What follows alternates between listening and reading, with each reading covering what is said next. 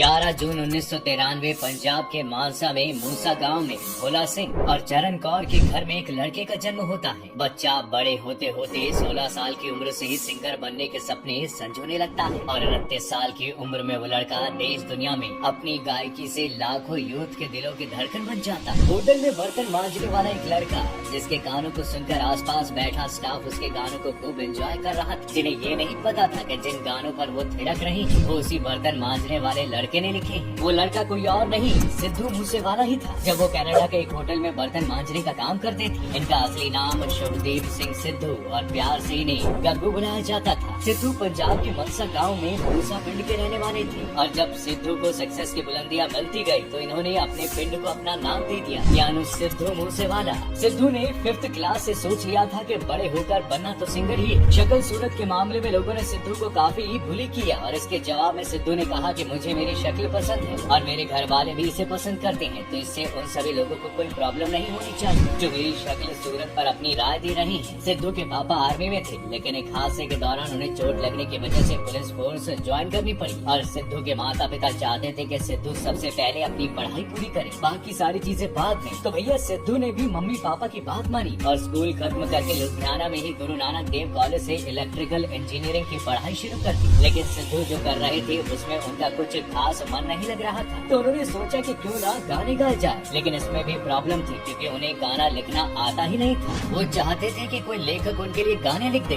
कई राइटर्स को फोन करने के बाद किस्मत से एक राइटर सिद्धू के लिए गाना लिखने के लिए राजी हुए। उसने कहा कि मेरे पिंड यानी गाँव आ जाओ। बस फिर क्या था, सिद्धू ने बिना सोचे समझे बाइक उठाई और पहुँच गए राइटर के गाँव। लेकिन जैसे ही सिद्धू उस राइटर के पास अपना पहला गाना लिखवाने पहुँचे तो उसने सिद्धू को उल्टे पाँव वापस भेज दिया, ये कहकर कि आज नहीं किसी और दिन आना। इस बात का सिद्धू को काफी बुरा लगा और फिर सिद्धू ने तय किया कि आज के बाद किसी और का लिखा हुआ गाना नहीं गाऊंगा। और फिर सिद्धू अपने हॉस्टल आए और गाना लिखना शुरू कर दिया। लेकिन अब इसमें चैलेंज ये था कि एक तो लड़का नया और ऊपर से गाना भी पहली बार लिखा, तो अब इसके गानों को गाए कौन? बता दें कि सिद्धू का पहला गाना लाइसेंस था जिसे खुद सिद्धू ने लिखा था और इसमें चटखारेदार बात तो ये थी कि इस गाने को गाने के लिए रेडी हुए सिंगर निंजा और देखते ही देखते ये गाना खूब चला। और फिर सिद्धू ने लिखा दूसरा गाना जिसे गाया टीप ने और ये गाना भी अच्छा खासा चल रहा था। अब 2 गाने सिद्धू मूसेवाले के चल तो रहे थे, लेकिन इसमें सिद्धू को कोई खास पहचान नहीं मिल रही थी। अब जैसा कि हम सब जानते हैं कि जो दिखता है वही बिकता है, क्योंकि लोग जानना चाहते हैं कि आखिर जिस गाने के चर्चे इतने हैं वो लिखा किसने है और इसी को आम आदमी की नजर में सिंगर कहा जाता है। लेकिन सिद्धू उस वक्त इतने बड़े नहीं हुए थे, तो सिद्धू ने पूरा किया अपनी ग्रेजुएशन का सिलसिला, जिसके लिए वो कनाडा चले गए क्योंकि पढ़ाई का सपना मम्मी पापा का भी तो पूरा करना था। अब कनाडा में जो कोर्स वो कर रहे थे वहाँ कुछ गड़बड़ हो गई, जिसके बाद सिद्धू के एक अंकल ने उनका कॉलेज बदलवा दिया। अब जैसा कि मैंने बताया कि सिद्धू का मन तो नहीं था इंजीनियरिंग में, तो उन्होंने दूसरे कॉलेज में कोर्स बदल लिया और चुन लिया होटल मैनेजमेंट को। तब तक सिद्धू कुछ गाने गाना शुरू भी कर चुके थे और उनके कुछ गाने आ भी गए थे, लेकिन इसके बाद भी सिद्धू को कोई जानता नहीं था। अब होटल मैनेजमेंट की पढ़ाई तो कर ली पर दिक्कत आई ट्रेनिंग में। असल में जिस होटल में सिद्धू की ट्रेनिंग चल रही थी वहाँ सिद्धू को बीफ काटना पड़ता था और सिद्धू ठहरे प्योर वेजिटेरियन, तो सिद्धू इसके लिए अपने कुछ दोस्तों की मदद लिया करते थे और सिद्धू को बर्तन धोने पड़ते थे। लेकिन गाने सिद्धू के तब तक आने लगे थे। अब इसमें मजे वाली बात तो ये थी कि जिस होटल में सिद्धू काम कर रहे थे वहाँ नाइजीरिया के कई सारे लोग थे और वो लोग सिद्धू के गानों पर खूब थिरका करते थे और सिद्धू को ही दिखाते थे कि देखो क्या लाजवाब सिंगर है। इस पर जब सिद्धू बोला करते थे कि ये गाना मैंने ही गाया है तो कोई विश्वास नहीं करता था। तो आप समझ रहे हैं कि इंसान को काम के साथ सूरत भी दिखानी है,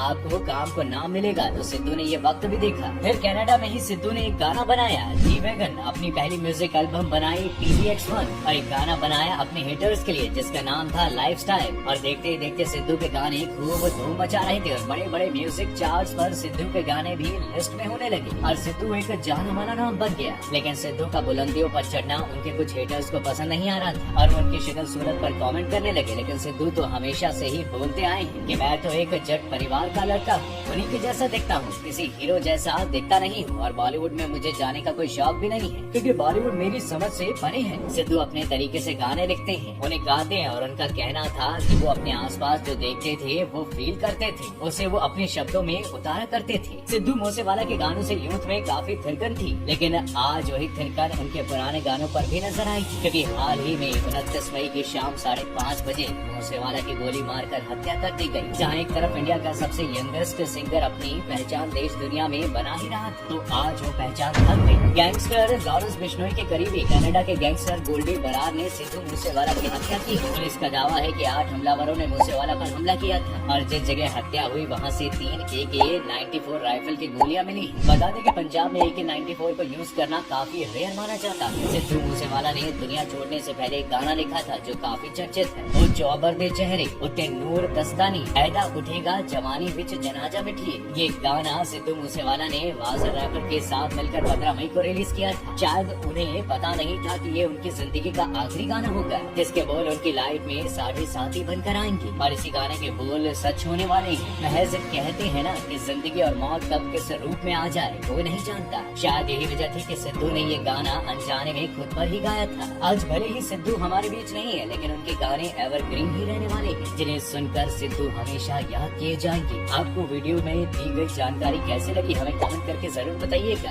आपका बहुत बहुत शुक्रिया।